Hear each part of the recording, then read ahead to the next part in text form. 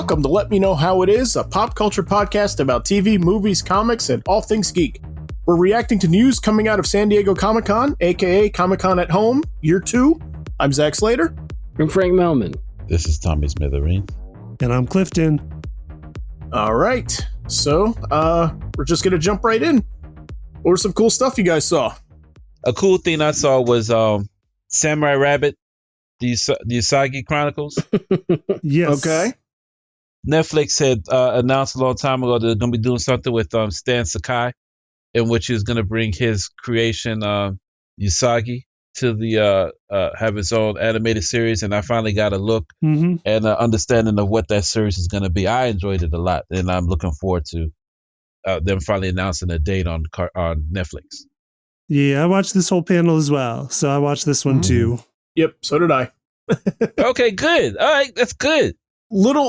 Little different than what we were expecting, I think. Yes. You know, yes. Yeah, Tommy, you're right. I mean, we heard Usagi Yojimbo was getting made at Netflix a couple years ago. We didn't quite know it was going to be this, which is essentially Usagi Yojimbo Beyond. Yep, that's what I was going to say. Yeah. Yes. Exactly what it is. Yeah.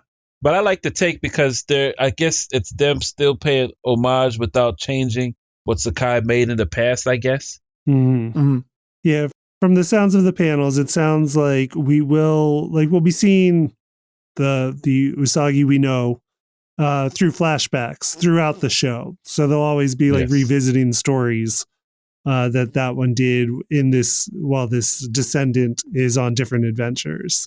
Yeah. Yeah, and they also mentioned a twist involving the character, but they weren't specific as to how it would be relevant. I mean, that's my understanding is what Clifton just said, but they made it a little bit more vaguer than that I thought in its presentation on what they didn't want to reveal. But essentially it's a yokai animation, or at least storytelling in which they deal with people of the past. So I'm assuming it's going to be part of how they're going to bring the original character back, or at least have him communicate with his descendant, so to speak. Right. Yeah, like yokai is ghosts and spirits in anime and in Japanese folklore, and in a lot of yokai anime, it's dealing with ghosts and spirits and stuff. Yeah. So the setup for you guys listening, if you haven't checked out the panel, it's Usagi Yojimbo's world, the creation, and all that stuff, but it takes place 1,000 years in the future. They weren't really clear about 1,000 years from what point. I assume that meant 1,000 years from like 17th century. Yeah. Where Usagi takes place. Well, 1,000 years from the lifetime of original Usagi, whenever that takes place. Right. That's what I was guessing too. So so it's going to follow a new character who is named Yuichi Usagi, who's a descendant of Miyamoto Usagi, which is the Stan Sakai creation. Notable that he was on the panel, Stan Sakai, which is really, really cool. And one of the things he pointed out was, he signs off and approves everything regarding the show. So story, designs, everything. So everything's got his stamp of approval. Yeah. So that's neat. So he's on board and he's into it, it sounds like. So that's always a good sign, I think. Yeah, I mean, he was very enthusiastic of everything they were doing. Like, he seemed to be fascinated and thrilled by even a lot of the new ideas they were coming up with, the stuff that was playing off of his ideas, but doing it differently. Like, a lot of the characters are all descendants of characters from his original comic, from his original works, but they're slightly different versions of them. Right. But there's still similarities to their ancestors in the stuff. And yeah, he seemed to be super excited about all of the stuff they were doing. Yeah. And there's a nice bit in the panel too where I think my favorite point of it is when Sakai is saying how protective of Usagi Yojimbo he is, because he's like I think this character is my legacy, and it's these books is what he's going to be remembered for. And it's cool to hear that from him, but hear how special the creation is to him, even though, I mean, we could all guess he's been writing him for, going on 40 years now. Right. 37 years. 37 years this book has been running. Yeah. 37 This years. character's been running. I mean, a lot of us know the character from appearances in Teenage Mutant Ninja Turtles because he has appeared in multiple iterations of Teenage Mutant Ninja Turtles. Yep. For sure, that was my introduction to the character. Was the 1987 appearance or the appearance in what is it 87 Turtles? Yeah, 87. And I even had the figure because they put out an action figure in that line of toys. I had that one. Definitely my introduction because it is like it's such a nice design that I think everybody just like latches onto that character just because of how cool it looks, like how simple a design it is and like how captivating it is. An interesting thing I thought about in this panel is they were talking to a lot of the voice actors in the panel, and they're all younger, like they're all, I mean, adults themselves, but not 40. They're not 37. They're not. They weren't quite aware of this character growing up. Some of them, their parents were fans of the comics or knew of the comics. But one of the actors mentioned that he had, come to America as a child.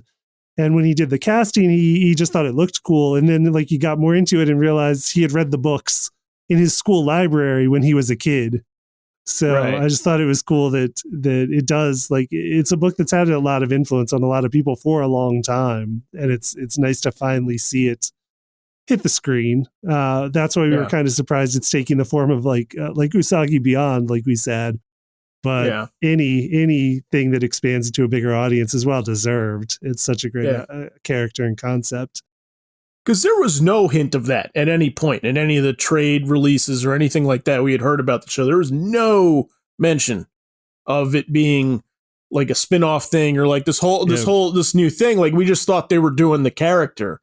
Mm-hmm. The only thing that we had known was it was CGI. It was going to be a CGI animated program, which I was initially a little disappointed with because I thought like how are they going to do his stuff in CG? Like, is it going to be like as breathtaking? Is it like, are they going to capture the atmosphere like that in my head I think is better in 2D? But then I remembered that when he popped up in the 2012 Ninja Turtles, that was all CG and it looked fantastic. Yeah. That was season 5. There was a 3-parter in that. Yeah, it was a 3-part episode in the last season, and it looks amazing. Like his stuff translated to CGI like beautifully, I think. Mm-hmm. And so, yeah, like I'm just stoked to this is like my favorite kind of panel always because like animation's my favorite thing on earth, and so these kind of panels that when they show designs and animatics and stuff like that, which the animatics like blew me away in some places where I mean animatic is like almost animation. In one of the tests that they were showing, I was like, wow, that looks amazing. Like right. And it did sound to me like they were saying there is going to be some hybrid animation in this. So like some segments, possibly the flashback segments to the Usagi we know from the comics is going to be in 2D or a form of 2D, and then the future stuff is in 3D. That's what it sounded to me a little bit from the panel, like they were saying. Right. No, they said it's going to be a mix of 2D and 3D as far as what they're presenting and how they're going to do that storytelling. So yeah, no, I'm excited about this. They said they're looking at it's all ages story, right? Mm. It's going to be.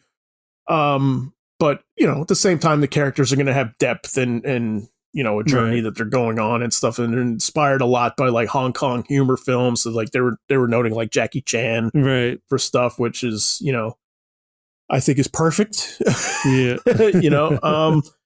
I can't speak a whole lot about the people involved with it. I mean, they sounded all awesome, and it sounds like the show's in good hands. The only person I know of besides Stan Sakai is I know that Ben Jones is attached to it as the lead director, and he's been a guy at Warner Brothers forever. He was, he worked on Brave and the Bold, like he did a lot of the DC Nation shorts when that block was going on Cartoon Network.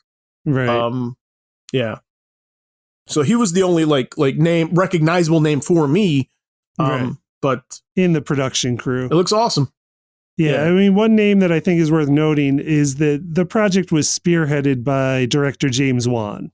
He's producing it. It was he was the one that apparently initiated production on it because he was a fan of Usagi Yojimbo comics growing up. And James Wan is director of, I mean, lots of stuff.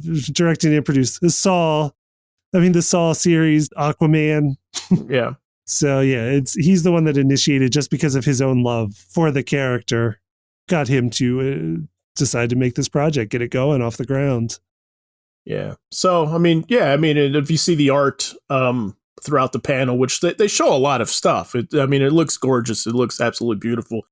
The only thing is it didn't build to a trailer. It built to some, test animation and stuff like that, which is cool. That was the only stuff we'd seen in motion, really. I would have loved to have seen a trailer, but knowing Netflix, it's not far away. Right. They'll drop it pretty close to whenever it drops. Yeah, we'll get a trailer like 2 weeks before it all hits Netflix. Yeah, exactly.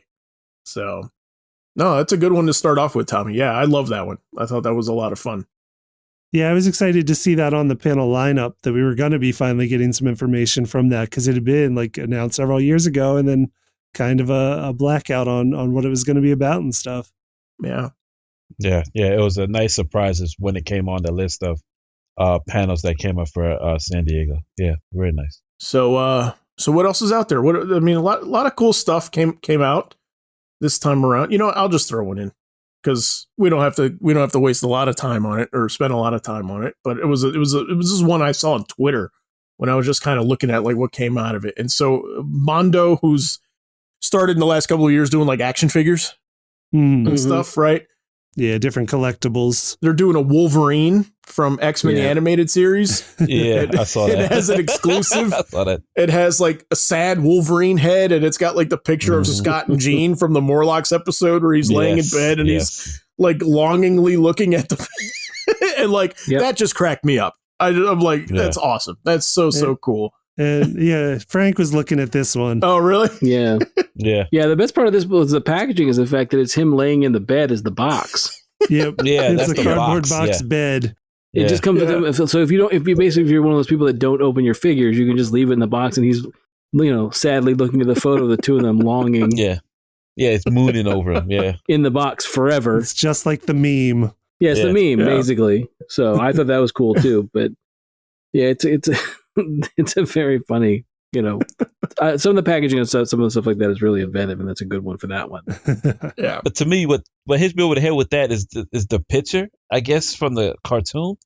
To me, the silent joke is you don't know who he's mooning over, or if he's mooning over both. Right. Yeah, it's not a picture of her; it's a picture of the two of them. Yeah, so especially if you're following the current stuff. Yeah. yeah. That's cool. I didn't think about that. Yeah, that's definitely right. Yeah. You don't know who he's mooning over. Oh my God. Yeah, that's what makes it funny as heck. Yeah. I'm thinking they both died, but nope, he likes one of them or both of them or something. But yeah, the packaging was insane. But another thing that caught my eye was the different heads. Yeah. Yeah. Yeah, you could be what's his name? Morph as an alternate head. Yeah, I saw that too. Yeah. That made me laugh. Yeah. Poor Morph. Yeah. Yes. That commercial for season 2 where he came back with the strung out dark circles under his eyes. Yeah. I was maybe the most excited for anything I've ever been in my life at that point. I was what? Now this was a Mondo special edition, so it probably did sell out within about a minute of going up on sale. Yes. And I think it did have a $200 price tag for this figure. Oof. And all of its accessories. So yeah, didn't stop anybody. No, sold out within a minute. What do you think it's going to turn around for? I don't know. It's hard to say. It'll turn around for a good bit for a while though. Yeah. Initially, it's going to be high. Yep. They do cool stuff though. I'm a big fan of their stuff. I like Mondo a lot.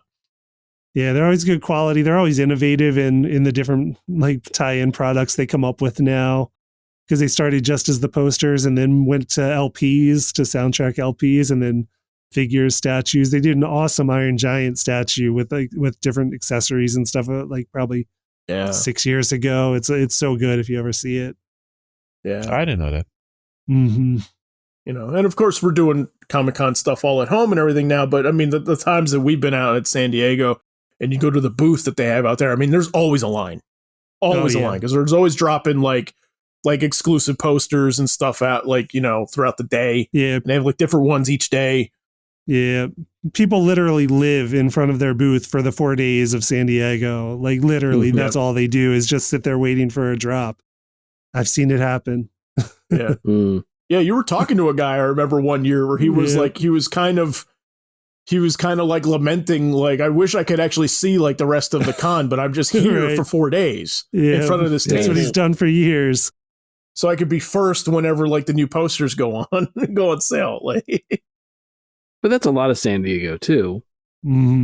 Yeah. A lot of it is. Well, I mean, think about Hall H. I mean, think about the people that live there waiting for whatever trailer or whatever show is going to be on too. But yeah, I mean that is funny about like Hall H. I mean, it fits about 7,500 people. I think it's like a makeshift auditorium where they convert like the end of the convention center into like a giant auditorium. And Zach and I have been 4 years. Frank went with us 2 years. Yep. In all of that time, Zach and I saw Hall H for like an hour one Saturday night. Like that's the only time we've ever been in Hall H. Was we had gone out to dinner and we were walking back by, and it was like the end of the night. They're doing stuff for the CWDC shows, like all late into Saturday night, and like the security guard just kind of was like, if you want to come in, like there's seats. And so just to do it, just so we can say we went to Hall H, we went in. And it was cool. Like Hall H is nice, man. Yeah. Hall H has its own bathrooms. It's air conditioned, like nice. It was nice in there. But yeah, my wife and I only just walked by the line, and we're like, nope. Well, nope. The thing for us too is like we were saying, like Clifton and I went 4 years, and the last year we actually got in to see it for the first time was Hall H, because the lines were just insane. Like we would go. We would fly up like the day before the first day of the convention, and there was already people around the block sleeping that had been there. Yeah. Like, but the interesting thing is the year that we got in was the first year we had been there where a Twilight movie was not coming out. Right. So like we had started going with like, I guess like the third Twilight movie was the one. And I mean, and that was one of the big reasons the lines were so long for Hall H also. So I mean, we had kind of like the year we went, we had kind of like this weird like CW thing where they had like blocked out like hours of time where they were showing, like we saw the Constantine pilot there. I remember was in that. It was like a 5-hour panel. Yeah. That we saw the end of where they had like everybody. But yeah, I mean, that was, I mean, for us, that was unheard of. Like we just walked in, like you said, Clifton Lake, you just, there's the door. All right, let's go in. All right. Okay, so what else did you guys see? There's a couple of Star Trek things, because I did watch the Paramount Plus panel that was for their animation, and Lower Decks is coming back for season 2. Yeah. Yes. I know Tommy's a big fan. As Frank, do you watch that one too? Oh yeah. I like it because of Tommy. It was great. Oh yeah. I've not seen any of it yet, unfortunately, but I'm totally sold on it. I was planning to check it out. From your guys' recommendation too, but then I saw a reveal on season 2 that just completely sold me. And it is that they're adding a Temerian security officer on their ship in season 2. And if anybody remembers what the Temerians are, they're the alien race from Star Trek: The Next Generation episode Darmok, who only talk in analogy. It's a classic, one of my favorite episodes of Star Trek: The Next Generation, where Picard gets stranded on this planet with one alien, and the alien only, like, it sounds like he's speaking English, but they have no idea what he's talking about because he only speaks in analogies. He only speaks in like historical figures that only he knows because they're from his alien history. And so like they just don't know what he means by it. And I love that episode. And so they've introduced a security officer on Star Trek Lower Decks who only talks in analogies. And that should be good. Yeah, it's going to be tons of fun, I think. I love the gag because a few years ago I had seen, I unfortunately can't remember who tweeted it. It was somebody tweeted it where they said that they used to think the Darmok episode of Star Trek: The Next Generation was ridiculous until they realized that they themselves, like 70% of what they say is pop culture references. Right. And then, like, that's basically all that those aliens do is talk in meme and talk in pop culture references. And they followed that tweet up by typing out Sideshow Bob surrounded by rakes. Right. Ah. Nice. Yes. That's funny. Yeah. So basically, like you would need a translator that's essentially just somebody like a footnote person. Like this is a reference to right. Yeah, like 'cause this you wouldn't refers get- to yeah, this. blah, blah, guy. Yeah. like, Yeah. That totally sold me. So I'm definitely going to try to catch up on season 1 real fast. So I'll be ready for season 2. That's funny. Yeah, that show does a really. When Tom and I have talked about it before, not so much on the podcast, but just in person, the idea that show, it knows its history. It does its deep dives all the time. Right. So it's a lot of fun. Yeah, I mean it's made by fans, which you can tell. I think like it's made lovingly by fans, which you can tell by the trailers and stuff like that. Which I thought it was a weird departure because I was like there was a moment of a couple years ago when it started. I was like, what are you doing, Star Trek? You're Star Trek. Stop you stop trying to be like Family Guy or whatever it is. But no, I started getting sold on it. And I'm like, no, I like that the idea is becoming elastic and you can do like a comedy show that's still, that's still very much Star Trek. Mm-hmm. Right. Yeah. No, but another amazing thing about the show is it does the deep dives without alienating anyone who wants to see it. Mm-hmm. Mm-hmm. Like just because you're not invested in the lore of Star Trek, you can still find the show just as funny, and even more so after someone shows you the joke and what the deep dives we're doing. Mm-hmm. Yeah, so they did Lower Deck season 2 had a trailer. They showed the trailer for Prodigy, right? Yeah. Yeah, they did a whole panel and announcement for Prodigy, and that's another one where I didn't know anything about it before I watched this panel for it. I'm sold on it too. Right. It's an all ages Star Trek. Not that the others necessarily weren't. Like much of the Star Trek stuff is fine for kids. But this one is aiming younger, but also trying to have stuff for adults and stuff too. And it looks really nice. I thought the production on it looked great. It's a CG animated show. Yeah. Mm-hmm. But seems like a cool concept. And this is the one for Nickelodeon, right? Mm-hmm. Yeah. Yeah. So it's what Star Trek Space Case is? Is that what it is? Kind of. Yeah. The premise seems to be that a bunch of kids find a derelict, like a bunch of alien kids find a derelict Starfleet vessel and are kind of stranded and trapped somewhere, and then get it somewhat going and are greeted by hologram Catherine Janeway, who's programmed on the ship. So she's kind of their mentor, is Kate Mulgrew back voicing hologram Vice Admiral Janeway as like the mentor to these kids to try to get them out of the predicament they're in and train them up on the ship that they just found. It sounds like a fun idea. Yeah. It's funny you said Space Cases though, Frank, because that's the feeling I got watching the trailer. Was I was like, oh, it feels a little bit like which was a show that Nickelodeon had done like, God, I don't know, like 94, 95. Yeah, it's got to be close to 30 years ago. Like it was like I really enjoyed it. I really enjoyed it when it came out.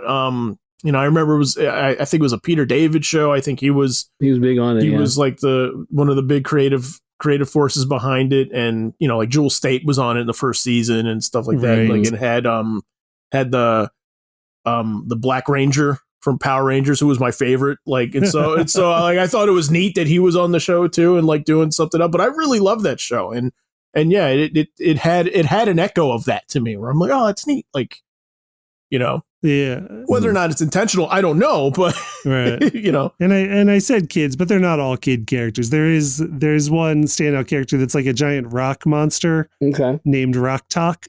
And for that one, they decided they liked the juxtaposition because everyone would expect a giant rock monster to have like a gruff voice, like sound like Ben Grimm or something. Mm-hmm. And instead, that character's being voiced by an 8-year-old girl, like an actual 8-year-old girl actress. And they said that the powers that be fought them a little bit on it. Be like, do you really need a kid to do it? Or can we just get, one of these very talented voice actors who can do a child voice? And they really wanted it to be a kid. So they cast an 8-year-old young actress to do it. Nice. And I think it's an interesting choice. Yeah. But other voice cast in the show is some standout stuff. D. Bradley Baker, of course, he's doing lots of the alien voices, the man of many creature voices. Yeah. We also get Kate Mulgrew as returning to a Catherine Janeway of sorts character, a hologram version of her this time. We also get Ella Purnell, who was in the Tim Burton movie from a few years ago. Miss Peregrine's House for Peculiar Children. Yep. Yeah, from that. And Jason Mantzoukas is also in this one. Oh, wow. Okay. Yeah. Wow. He's doing a lot of voice work. Is something restrained? Is a restrained character? I doubt. I don't know. Okay. No, it looks like, I mean, from what I've heard, it sounds fun. I didn't get a chance to see the trailer, but I'll check it out. I'm excited again. You know, it should be. It said, I didn't like, when I said Space Case, just as what the first thought was, but it doesn't sound bad. It just sounds like it's like that. Yeah. No, it looks hopeful. It looks, like coming of age type, like all like the stuff that you would expect like a Nickelodeon show to have that they do so well forever. Like it feels like that. It feels like it's interesting when I heard Nickelodeon and Star Trek were kind of teaming up for something, but it seems like it's a good marriage. I think Right. Yeah. I think it looks good.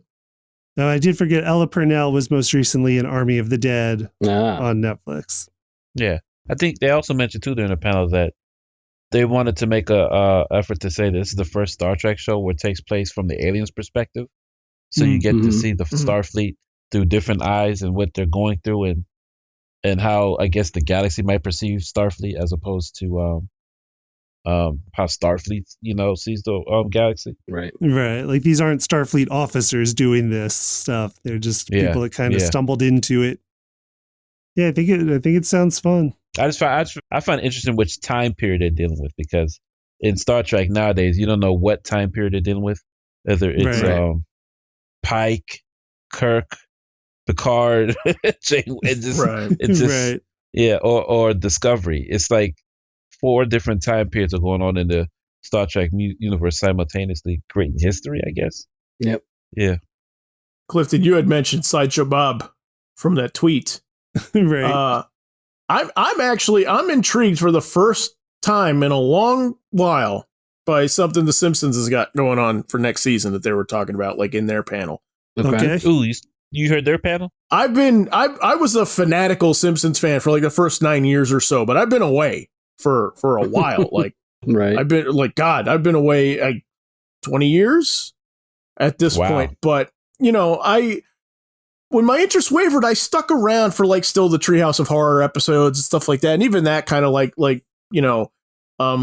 sort of dried up. But this is the first year they're doing Treehouse of Horror split into 5 tales instead of 3. Okay. Which I just thought was interesting, just sort of like from a formatting perspective, like, oh, like how's that going to work? And they said they were going to have Maurice LaMarche come in as a guest voice to do basically Vincent Price. He's playing Vincent Price.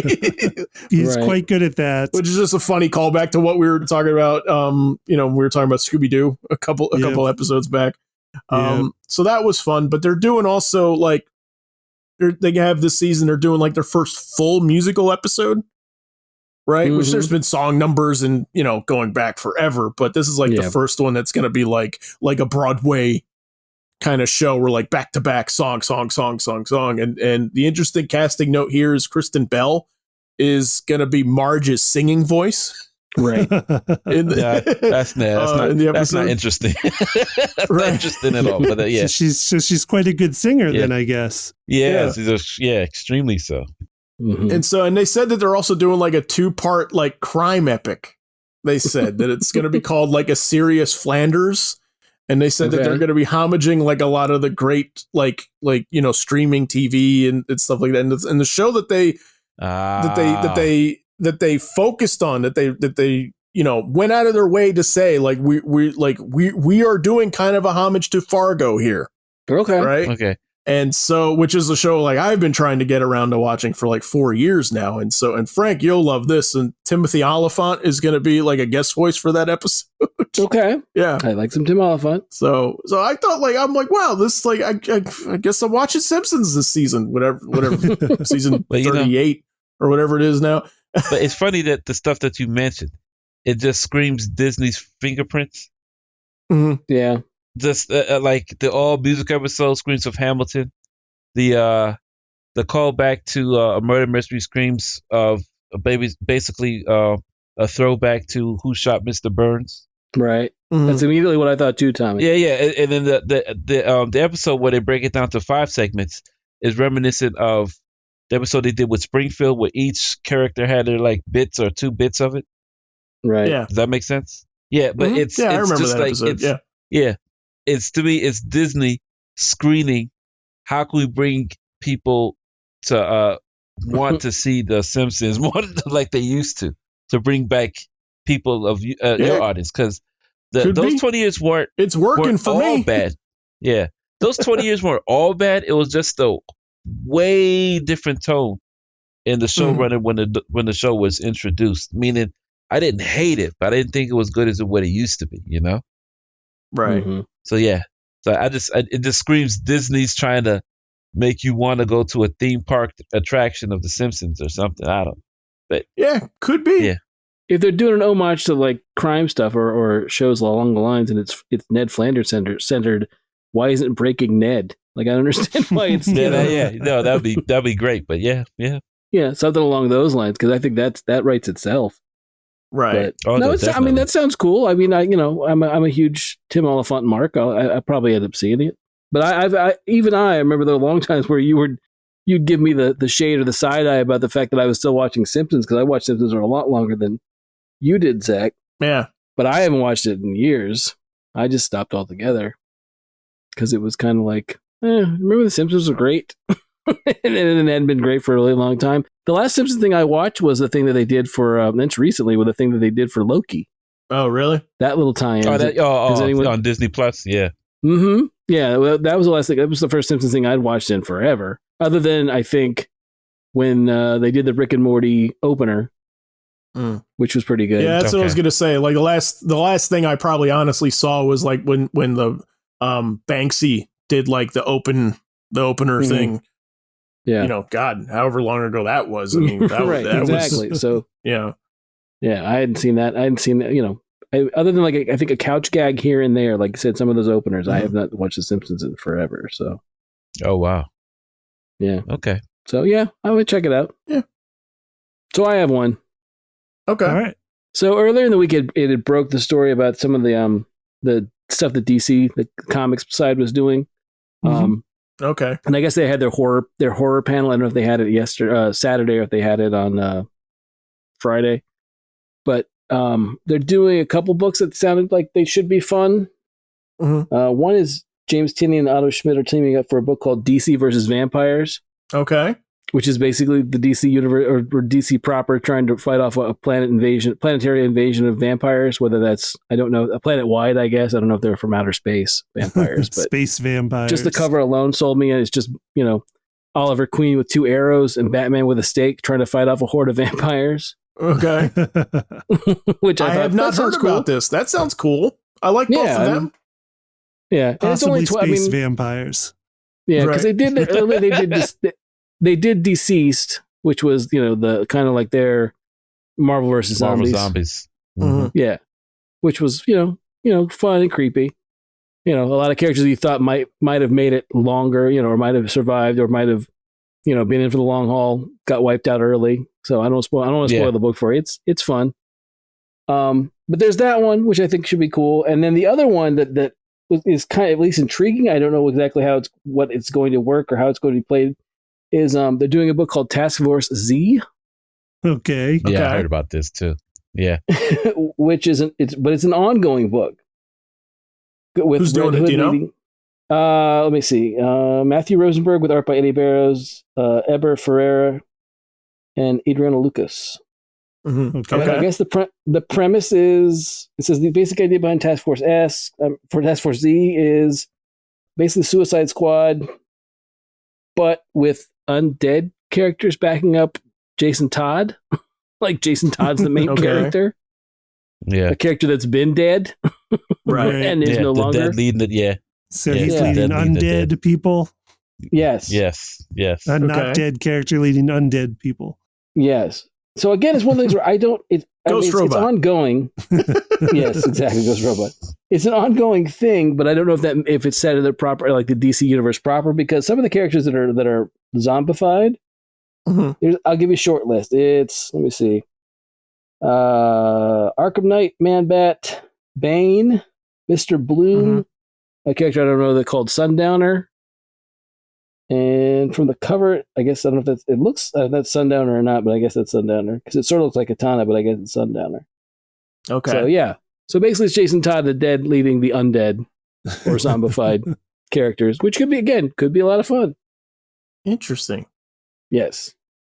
I'll check it out. I mean, yeah, like that's good for, I'll buy probably the first 3 issues, take it for a test drive, see how it goes, right? Yeah.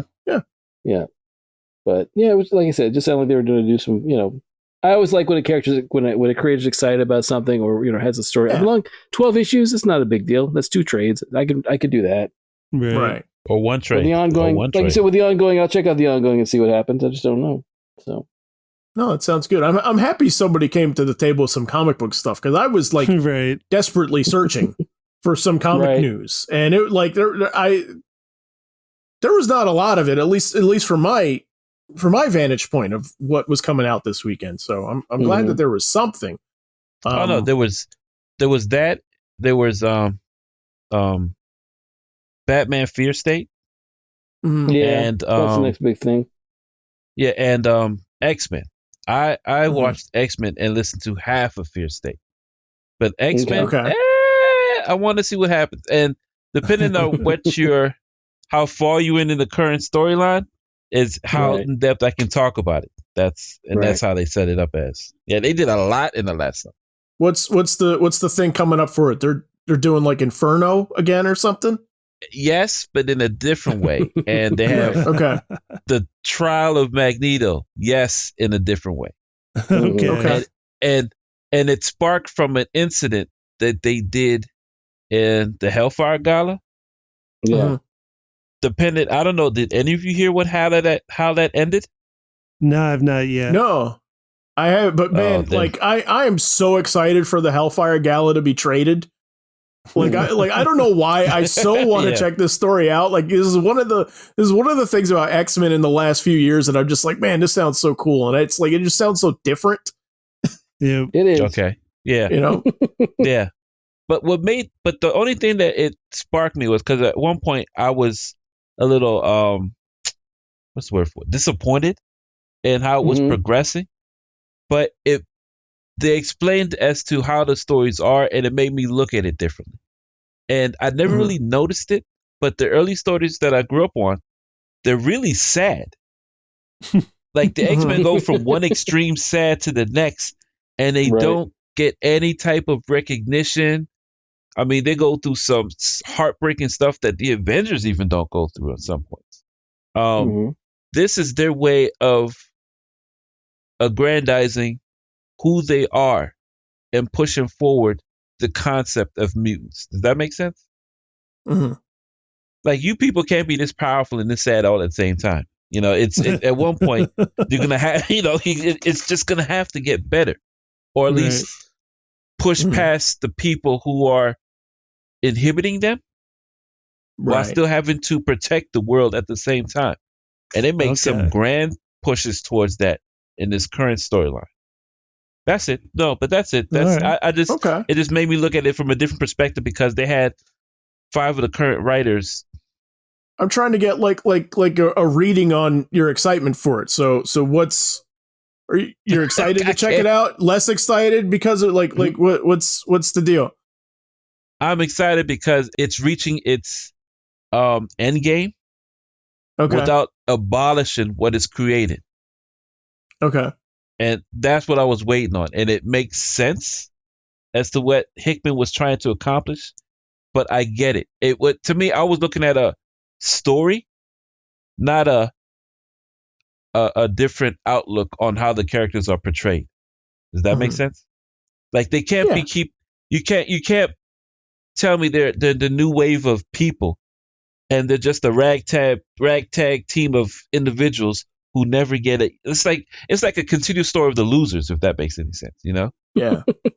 And it's been that way for the last 30, 40 years. Well, every instance to move that forward has been cut at the knees, I think, right? Yes. I mean, yes. Yes. Morrison's run was a very big push forward for that stuff. I remember where he was, Yeah. tackling stuff where like, mutants are going to be the majority in a couple of years and stuff like that. And it just like, there was, I think a lot of attempts to just like, no, let's undo this and undo that and undo that. Yes. We definitely, Yeah. I mean, Morrison does a lot to lay a new foundation for that whole corner of the Marvel universe. And then, like you said, I mean, like, there's a lot, I mean, just like stuff like, isn't like stuff like something as simple as like Jumbo Carnation, the designer, Yes. didn't that recently come back into play because someone's wanting to play with that? Oh no! To me, the whole concept comes back into play. Just Yeah. he actually made it a school. It just you have people who have other mutant powers other than their physical or flight, or something super Right.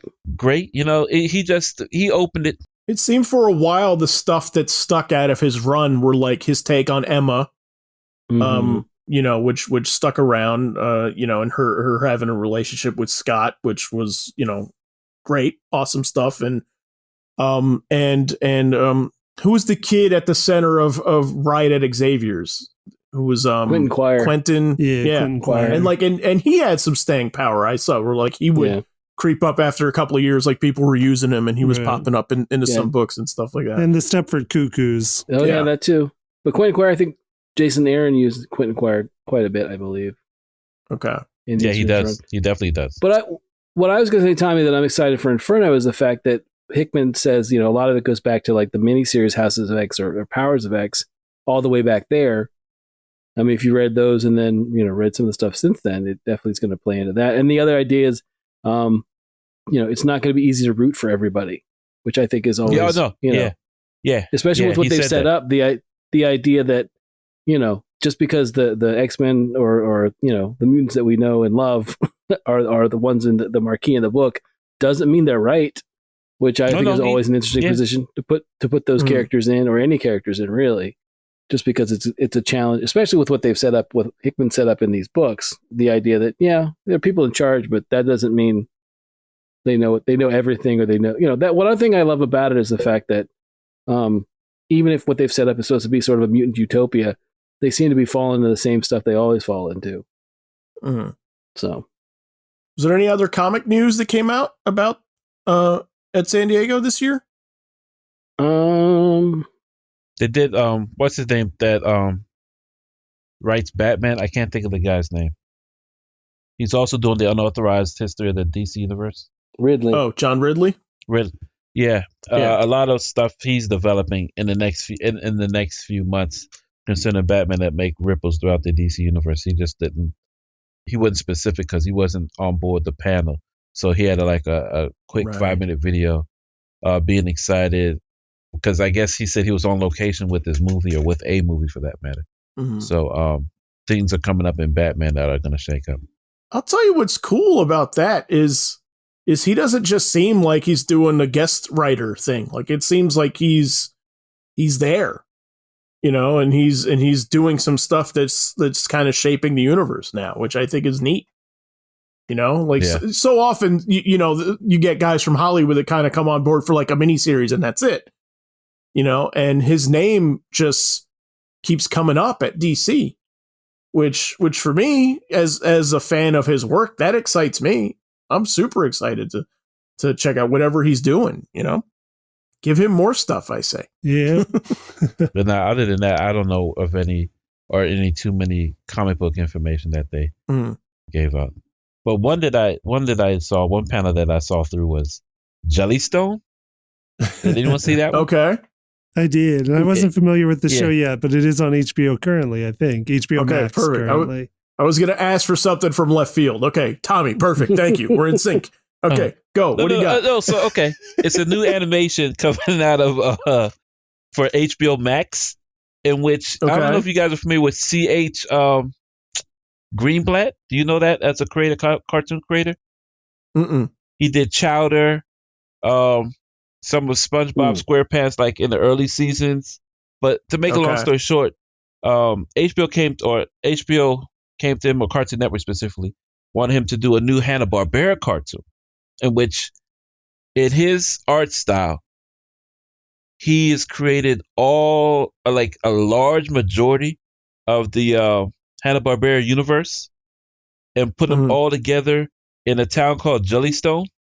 Okay. And what's funny is he did that because the way he grew up with Hanna-Barbera cartoons, it wasn't the original. He came up on Laugh Olympics, so he enjoyed seeing different characters blend with one another. Characters interact. Exactly.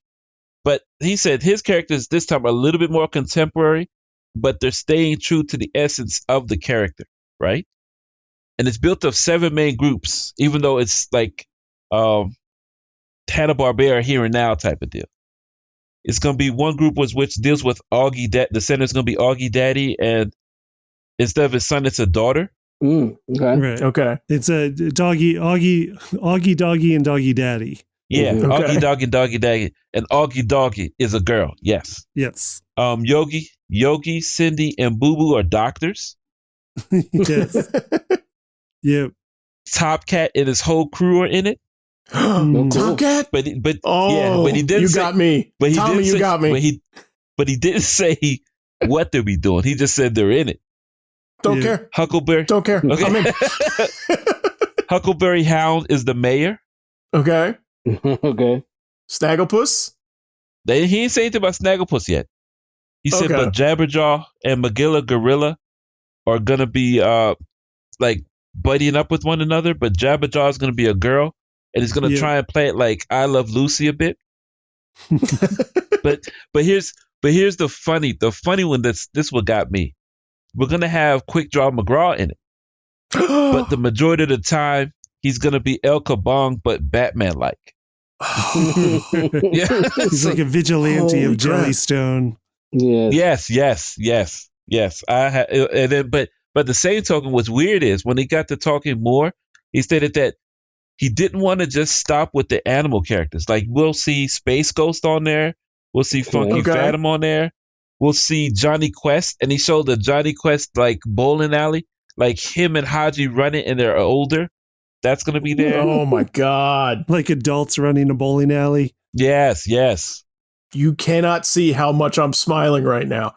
Like, but no, it was so cool that what he wanted to create, he wanted to make Jellystone all things Hanna-Barbera. So you'll see if a character makes sense to be there, they're going to be there. Like there's one episode in which they showed the clip at the end, and he had Grape Ape, but he's a kaiju. He just comes out of the water, out of nowhere, and just passes out in the town, wrecking everything, and they have to figure out how they're going to deal with that or deal around him. But you have Grape Ape with all this spit in the ground and whatever, or saliva that's everywhere like rain.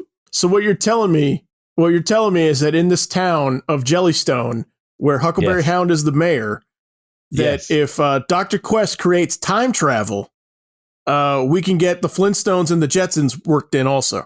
Right. Yes. Right? Yes. Like, Yes. Oh, I can't wait. Yeah. Yeah, so there's a lot of voice talent involved in this too. Like the voice of Yogi is Jeff Bergman, who does a lot of animation voices. Cindy is Grace Helbig, who has been an actress for a little while. Dana Snyder is Snagglepuss, so Snagglepuss is in it. Okay. Yeah, he's in it. Tom Lennon is Top Cat. Oh wow. Tom Lennon from Reno 911 and all of that stuff. I love Tom Lennon. Paul F. Tompkins is Magilla Gorilla. Okay. Ron Funches is Shagrug from the Hillbilly Bears. Yes, Okay. yes. One thing funny is their Jabberjaw is voiced by Nicole Thurman. And like one funny tidbit about that she said is that she, like in the show, Jabberjaw works for Magilla Gorilla, like in a store, like in a retail store. And she didn't know any of these characters. And when she did like the original readings, she would always pronounce it as Magilla. Like she didn't know it was Magilla. and they were like, we kept it. They're like, all the recordings, we just kept it because we just thought like it was this fun bit, like Jabberjaw just like said it wrong, and like this poor, Magilla Gorilla just never corrected her. So like, they just went with it forever. Yeah. I like that. Yeah. That's good. Magilla. Magilla. That's so awesome. Yeah. Sounds cool. Oh man. So it looks like it'll be fun. Its premiere, I actually thought it was up already. Its premiere is July 29th, so it's going to be up in a few days. And they it's just next announced its week? premiere. Yep. Yeah. Oh wow. Sorry, next week from the time we're recording. When this episode drops, it'll be tomorrow. Yeah. Right. Yeah. Jeez. Yeah, Okay. HBO Max, June 29th. Oh wow. Okay. Very nice. Okay, perfect. All right, we got a little bit of time left to get through some other ones. If you guys have anything else, anybody check out the Blade Runner trailer? Oh, Black Lotus. Saw there was one. I didn't get a chance to see it. How's it look? Okay. Yeah. You guys saw it? No, it looked nice. I saw a piece of it. I didn't see it all to fruition, but the concept is nice because it takes place during the first Blade Runner series or Blade Runner movie. Right. Yeah. But for what I saw, it looked nice. Yeah, I don't know much about it. I just I mean, to me, a big part of it is the visuals, and it looks to be like they're doing that right. It's a CG animated anime that's going to be on Adult Swim in the fall, and the city stuff looks perfect. Which is when I think Blade Runner, weirdly, I mean, maybe it's me, maybe other people do it, but that's what I think about with Blade Runner first. Is just how it's going to look. Right. So of course it's dark and moody and rainy and neon signs and advertisements everywhere and story wise I don't know, I have no idea what is happening with it. The trailer's kind of vague, intentionally. Mhm. So we'll be surprised. I'm thinking I didn't see a panel for this or anything. I just I just saw it popped up and watched it. I'm ready for anything Blade Runner. Okay. I'm always open to anything about it. I haven't seen anything about this yet, but no, I'll be excited for it. I love 2049. Yeah, I still got to check that one out. I haven't seen that one yet. So good. So what else is out there? Frank, you got anything else? Trying to find one. There was another bit of news from Dark Horse for comics that I thought was pretty interesting. They're doing a mini series, I guess. Dark Horse is doing a mini for Gru the Wanderer meets Tarzan. Okay. Which I thought was didn't mean to stop the show, but it was one of those where I couldn't tell if it looked like it was new. Yeah, here we go. All I found for the information was just I saw the covers. Okay. And then they gave the creative teams, and that was all that they said, but just it was a shot of Tarzan in a tree looking very Tarzan-like, and then Gru being Sergio Aragonés. Are they all drawn? Is it all drawn by Sergio Aragonés? Like a Sergio Aragonés Tarzan? No, that's the thing. It's not. It's the upcoming comic mini series Gru meets Tarzan. The panel features co-writer and co-artist Sergio Aragonés, co-writer Mark Vanier, and co-artist Thomas Yates. I guess who does Prince Valiant and Conan. So I guess all the Tarzan stuff is going to be played straight. Right. Whereas Gru is going to be drawn like Gru. And I have a soft spot. That does sound pretty great. That does sound pretty great. Sounds pretty awesome. So the covers are out there. I don't know. I didn't get to see or hear the panel, so it's one of those things where I just saw the cover. Was I'd check that out. I have a soft. I mean, I like Tarzan stories, but I have a soft spot for Gru as well. So, but it was just one of those things that you're talking a little bit out from left field. That was I had no idea this was a thing or it could be a thing, but that sounds pretty fun. Yeah, that's way left field. And shout out to Sergio Aragonés. He was one of our highlights the years we went to Comic-Con in San Diego. Yep. There was a quick draw panel where they would have cartoonists on. They would be 3 cartoonists and they'd put them up on stage with projectors. So you'd see what they were drawing in front of them would be projected on the wall behind them. And they would just rattle off and give them topics, suggestions from the audience. It was kind of like an artist improv type thing. Yeah. And where they would just quickly draw cartoons. And that panel was a riot every time. And it was always Sergio Aragonés. It was always hosted by Mark Evanier. It's always Sergio. Yeah. We ended up there accidentally the first year because we wanted something in the room after it. And then it was like a destination every year after that. Yeah. It was so much fun. He's such a great artist. He's so funny. And Sergio Aragonés, it's like whose line is it anyway? But with artists, and Sergio Aragonés is like the Wayne Brady. He was always he was the constant on the panel every time, and he was always the best one. Yeah, he's so good. Yeah, yeah. I thought you were kidding when you said that. I was like, what? No, is that real? No, it's a thing. I can't wait to see the covers for this. Oh, the covers are great. That's what sold me on it. I was like, oh yeah, I'd read that. Clifton, do you have anything else? Yeah, I mean, some of the other panels, like a lot of the panels this time were things like looks back at things, or just kind of like looking at things in progress, more so than other years when it would be like what's coming. So a couple panels. I watched one for the Mysterious Benedict Society, which is in the middle of its season on Disney Plus right now. I highly recommend it. I know Tommy's a big fan of this show too. Yep. Based on a children's book series by an author named apparently it's based on a very popular children's book series or young adult book series by an author named Trenton Lee Stewart. I was not familiar with the books until the show came out. It stars Tony Hale from Veep in a double role where he plays two characters. It's like a quirky young adult kind of adventure, spy, espionage sort of show. It looks like a Wes Anderson movie. Like the art direction is so good. Yeah, it does. Like the color palette is totally very, very, very Wes Anderson color palette and choices. Art direction's amazing in the show. And the cast is all good. The kids are good. Shout out to one in particular. And this is something I learned something about this character or this actress, in the show today, is there's one of the kids is like she's like a little Russian philosopher. She's the smallest of the kids. She's the youngest of the kids. She's like the darkest thoughts of the kids. And like everything she says is like it's just a fact as she sees it, and she doesn't care what anybody thinks about it. Like if anybody doesn't like the facts she's saying, that's their problem, not hers.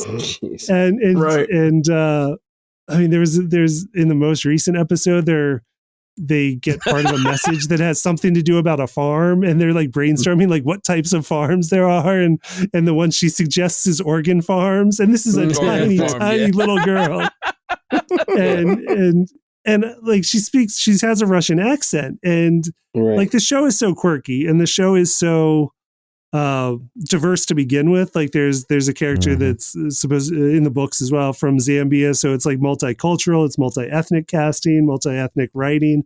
So I just assumed this character, like, this character is supposed to be Russian, and this was an American actress, like a young American actress who can do a good Russian accent. But no, she's actually a Russian actress that just speaks really good English. So now I want to find out if this character is supposed to be Russian in the books, because I can't imagine it any other way at this point. But she is phenomenal. She was a phenomenal talent they found from overseas. So definitely worth checking out for that. Cool. Kristen Schaal is also in the show. She plays number 2, the assistant to the Mysterious Benedict of the title. Okay. But it's very good. It's in the middle of its run on Disney Plus right now. It's excellent. Yeah, it looks good. I've seen commercials for it on TV and stuff. And that was another one, like didn't know it was happening. Just like, just dropped, just one day. It's like this thing exists, and it, and it's on Disney Plus. So yeah, no, it looks good. I want to check it out. Yeah. Anything else, Tommy, Frank? Oh no! As far as panels go, I didn't get to watch a lot of them in completion. Like I saw the one with I can't think of it. Brave Warriors. I'm trying to think of the people in that pack. One was Alan Tudyk, Nyamba Namba. Who else? The two. Jamie Hector, and I forget the last gentleman that was there, but he was in Mayans MC. But no, it was a nice little panel in which they discussed how dealing with fans and what they've done in their career. It was a little bit unconventional in the questioning, but I enjoyed it. I didn't take too many notes on what I saw. I just enjoyed it for the people that were there. Okay. Yeah, the last thing I checked out was I checked out the Batman Long Halloween panel for the part 2 of the animated movie that's coming out. It'll be out this week from the day when this episode drops. It will have been out a day on digital, and then it's going to come out on Blu-ray August 10th. And I was a little hesitant to watch this one because the movie's not out yet, and I want to check it out. I did like the first part a lot. I was pleasantly surprised with it. They did change a couple of things here and there, but I think it still works. I think it's a tough story to adapt to a medium like television, because it works so well as a comic, I think, with the format that you're getting there. But really, I wanted to check this out was because, typically at the end of the animated movie panel, because usually what would happen if the convention was going on like normal, they would have screened this movie Friday night and done a panel afterward. And then in that panel would have revealed like their next slate of movies for 2022. And so I was checking out the panel to see if there was any announcement for it, but they didn't announce the new movies this year. Right. So I was a little disappointed about that. And, and I think the panel just works a little bit better having seen the movie and hearing them talk about it versus like, waiting a couple of days to for it to drop and hear them not be able to get into details because it's, people haven't seen it yet. So, yeah. Right. Did you guys check it out at all? I did not. Okay. I've not seen part 1. Is part 1 good? Yeah, part 1 is good. Yeah, I'm surprised. Okay. I was surprised by it. Yeah, I was a little nervous when I saw, because the trailers and stuff you see, I'm like, I remember watching and being like, that's not in the book. Like, that's not there. like, but yeah, I mean, it's, yeah, like I said, they do changes, but it works, I think.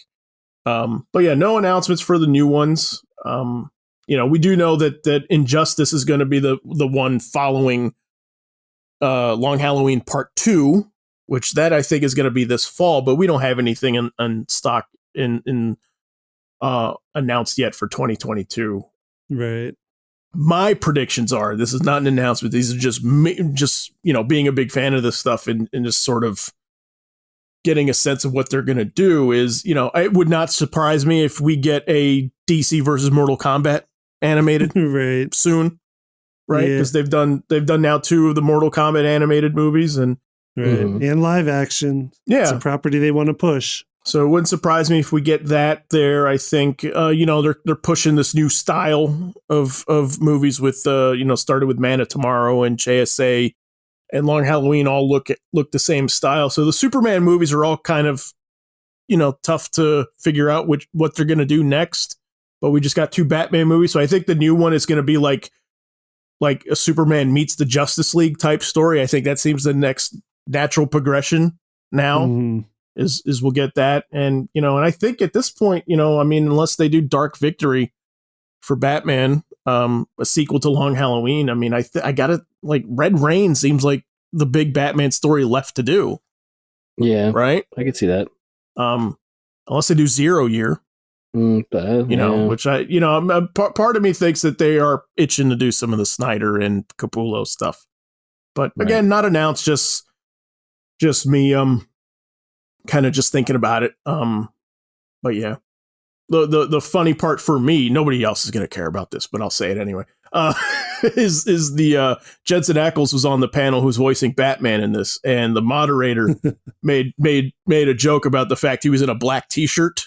Right. And she's like, well, I see that you got the memo of Batman. Like, I always have to be in black. And then he goes like, well, I'm also wearing a watch that's called the Batman. So, there's that too. I'm kind of doubling it up.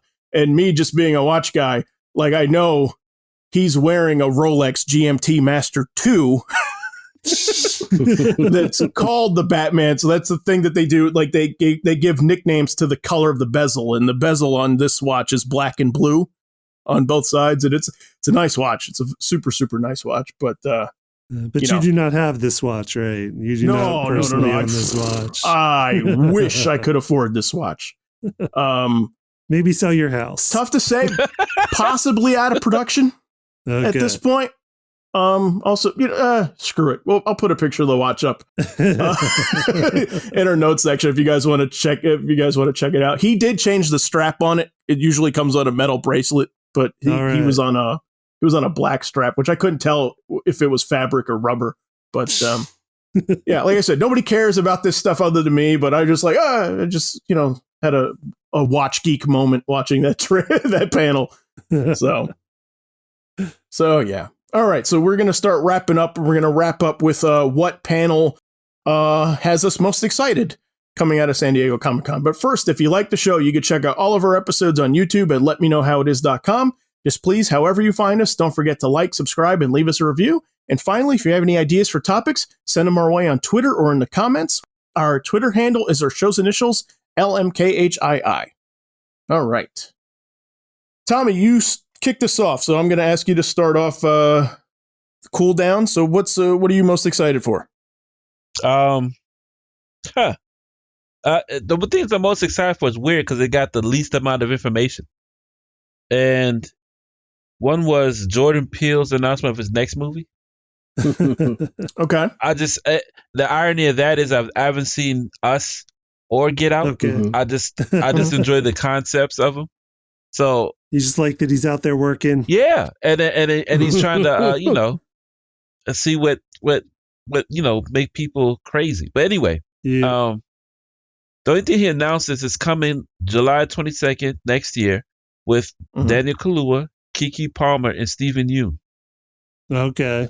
So, yeah, Right. so to me, that in itself cast. is Yeah. with just 3 names, And then the other one was Warner Brothers announcing they're going to make at least 10 HBO Max movies exclusive for HBO Max. Mhm. And what's weird is people are speculating that Batgirl might be one of those movies. Mhm. Yeah, I saw Yeah. those So- rumors.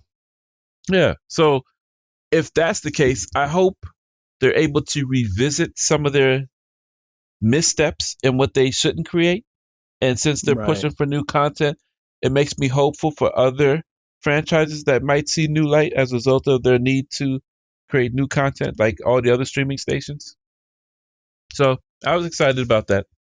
Did you see the poster for the Jordan Peele one? Yeah, with the cloud with the Yeah. random flag, multicolored flag streaming out of it. Yeah. Okay. Yeah, I was just wanted to make sure you saw it. Yeah. So it's called Nope. It's an amazing Yeah. title. It's an amazing title. Yeah, nope. Yeah, I'm good. Nope. yeah. Yep. It makes Yeah. it's so easy but so good. Yeah. All in one go. Mhm. Yeah, so it's Okay. interesting. Awesome. Yeah. All right. Who wants to go next? So I was kind of tagging on to what Tommy was saying about the HBO Max stuff. I was surprised that there was not much more buzz about the Michael B. Jordan announcement about Val Zod. Mhm. I And the forgot idea about that- that. You're right. Yeah. The idea that we're actually going to get that movie at HBO Max at some point, Mhm. which I think is great. I mean, I think that they should delve into that stuff. I think that Marvel has sort of beat them to the punch in something that DC usually is like their bread and butter, which is the multiverse. Even though Yeah. you could argue that the CW stuff was the place that they did a little earlier, but still, cinematically, it looks like Marvel's going to beat them to the punch. Right. But I think HBO Max is a fine place for them to explore, like Batgirl or other stuff that they want to do to add, much like the Disney Plus model, that they can add stuff and then fold it back into, or explore it more, or put characters side by side or whatever in the movies too. So, Mhm. Right. but yeah, I'm excited for it. I think it's a cool idea. Okay. Clifton, what about you?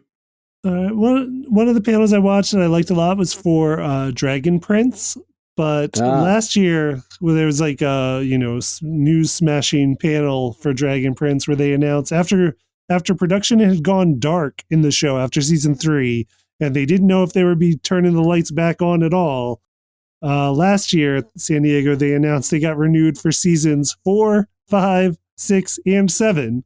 Right. So this year does not have that much news. This year, their Right. news was basically like, "Yep, we're working on season 4. We got the band back together, and we're still going strong on that." They didn't have much to show, but for this panel, they took kind of like a step back from that, so they didn't have all the news. They didn't have too much they could show yet, and just kind of like introduced a lot of people from their crew, from their production crew and their company, and spent a few minutes like in different segments on the panel with different departments, from the art department to writing department to the staff writers and everything, and just kind of walked through like their production pipeline, which I found, as just somebody big into following animation stuff, I found it all really interesting. I liked seeing all that stuff and seeing all the different people who work on the show, because I love the show. We all love the show here.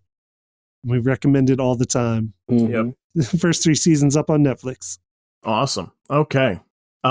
Yeah, I was gonna say Uzagi, but then Tommy told me about Jellystone, so now I'm saying Jellystone. Which I'm ecstatic, and the little 8-year-old boy in me is super excited for that to come out. So won't have to wait long, apparently. So Yeah. Yep. Ask us next week what we thought. So awesome. Okay, no, fun Comic-Con as always. Thank you to all the organizers and presenters putting this together for us to enjoy at home. Let us know what we forgot in the comments or on Twitter. What did you guys like from San Diego Comic-Con? As always, we'll post links and examples to everything we talk about on letmeknowhowitis.com. Please remember to follow us and like us on social media, and we will see you guys next week.